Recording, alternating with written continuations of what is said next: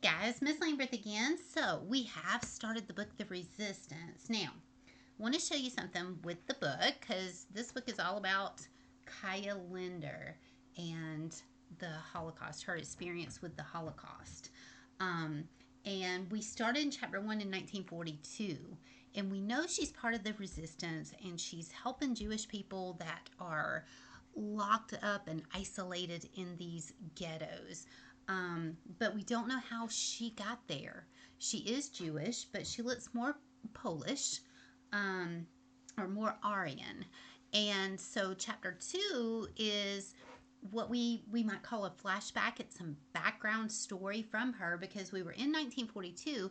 But notice that chapter 2 goes from September 1st, 1939 to April 22nd, 1941, and it's in Krakow, Poland. So we're going to get some background stories as to how she got where she is during the Holocaust and how she became part of the resistance. So let's see what happens in chapter 2. And if you remember, guys, I am reading this book a little bit differently than I normally do. Normally, I just go through the chapter and I post them to YouTube, but I'll be pausing. So you need to make sure you're following along while I'm reading. And remember, that does help with our comprehension. It helps with our word recognition, and it helps us learn new words. And our whole goal this year is to improve our lexile or our reading level. So if you're with me, chapter 2, I'm on page 9 in your book. Okay, chapter 2, September 1st, 1939, April 22nd, 1941, Krakow, Poland. Over my 16 years, I'd lived 3 different lives. The first was my childhood, full of peace and beauty and memories that lingered in my mind like a faint perfume, sweet, but always just out of reach.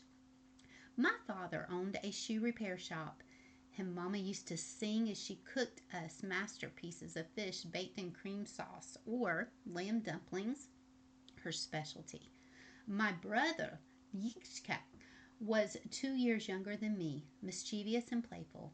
My sister Sarah, a few years younger than that, had hugs that were made of magic, and she gave them freely. Our lives used to be perfect. Used to be. The Germans invaded Poland on my 13th birthday, a blitzkrieg that came with tanks and bombers and thousands of deaths before our country surrendered that same month. Poland became occupied territory under Germany's control, and Krakow replaced Warsaw as its new capital city. With our countries waving the white flag, thus began my second life, enduring the occupation. New laws and regulations were immediately instituted, most of them targeting my people. German tanks rolled through the streets, particularly the Jewish quarters, issuing orders through bullhorns that all Jews must register with the new government. Don't do it, I warned my parents. Don't give them our names. You heard them. Papa always preferred to be cautious. The penalty for refusing to register is death.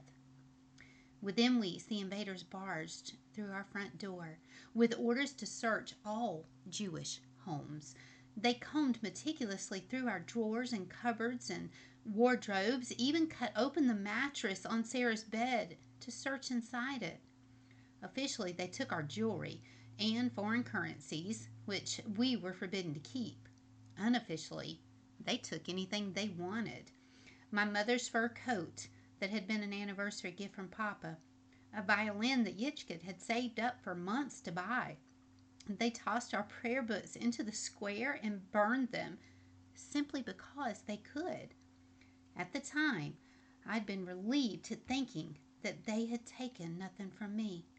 Oh, but they would. Very soon, they would take everything. Like a hungry fire, their destruction continued throughout our city. Our national monuments were looted, synagogues were burned, and the bronze statue of our national poet, Adam Mickiewicz, was taken for scrap metal. 1 month later, forced labor began.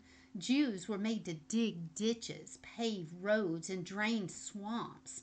If they were paid at all, it was with a mouthful of bread and little more. Papa and I were on the streets one day when I happened to look down at a man cleaning out sewage from a broken pipe. "That's our rabbi," I whispered. Papa took my hand and quickly pulled me along. "Don't look," he whispered. "Learn not to see anything or to be seen."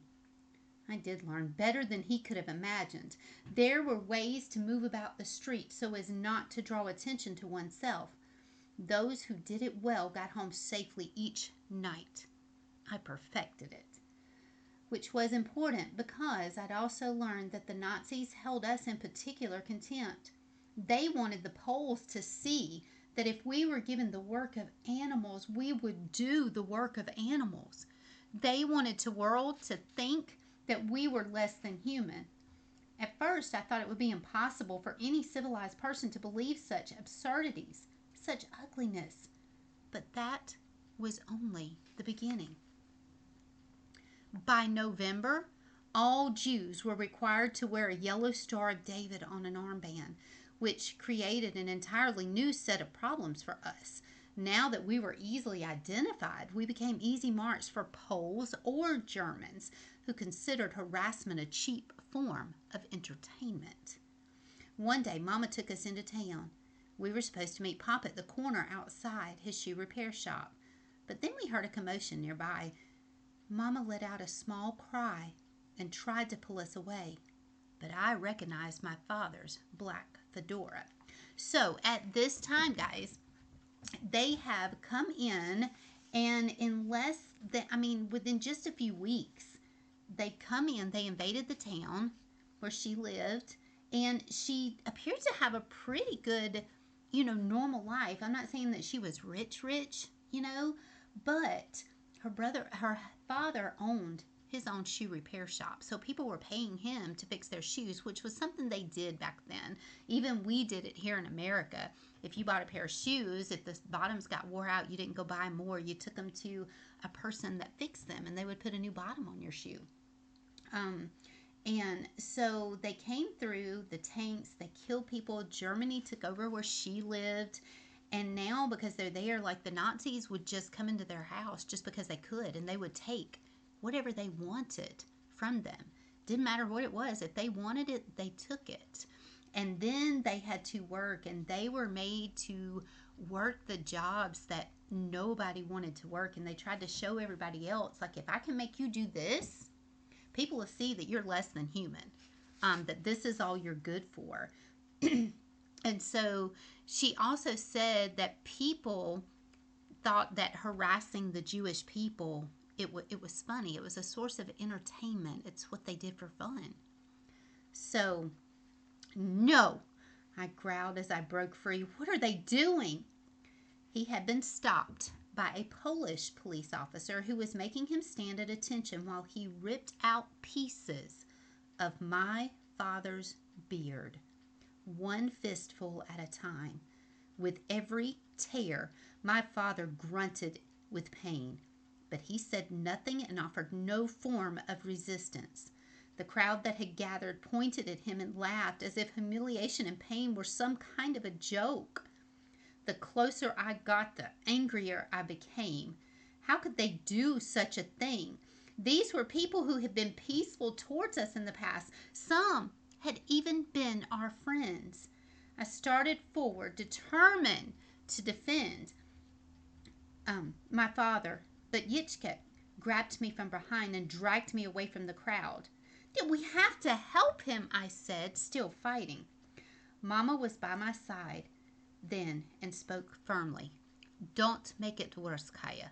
Let it be." By then, the officer had finished with my father, and he was waving the crowd away.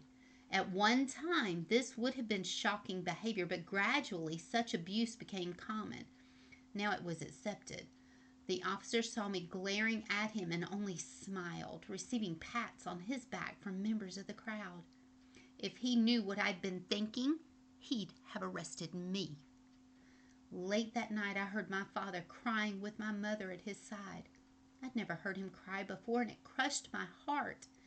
Afterward, he avoided going out on the streets, and if he had to, then he walked with his eyes down, hands stuffed in his pockets.